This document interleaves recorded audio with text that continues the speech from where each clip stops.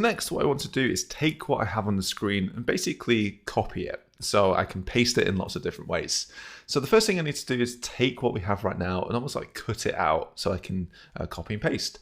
So how do we do this? Well, again, what we're going to use is this idea of createGraphics, so that when we draw things a little bit later, they can be animated. So first thing we need to do is we have to let it be accessible everywhere. So what I'm going to do is just quickly let something equal the graphic. So the graphic is the thing that we're actually trying to change. Now, the first thing we want to do in setup is make that graphic happen. So at the moment, all of our stuff is added to the canvas, which is kind of set up as default. We don't want it to be set up to the canvas. We want it to be in memory so that we can actually draw it a little bit later, however we want to draw it.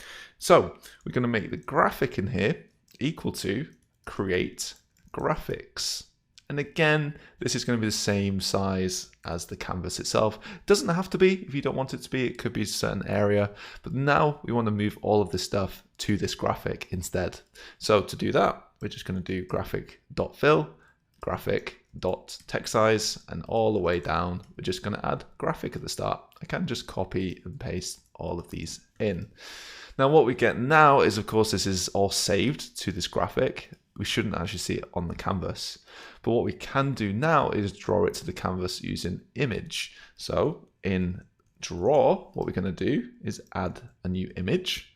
The image is going to be exactly the same as the graphic, and it's going to be the same size in the X and Y place. I'm going to give it a width, and it's going to be exactly the same destination and source. So we've got these four numbers, which is the X and Y, width and height, and where it goes to, or where we're kind of cloning it from, and that's the final version. So now what we should see is basically the image is back. Now, of course, what we can do is play around with these numbers. If we start changing, say this, maybe I want to change this frame count just to see it move across the page. There we go, it's moving out of the page. Why is this kind of doubling up? Well, again, we're not redrawing the background every single time, so it's having these kind of pixels stay in place. So to do that, we're just going to add a quick fix. We're going to say background for this color.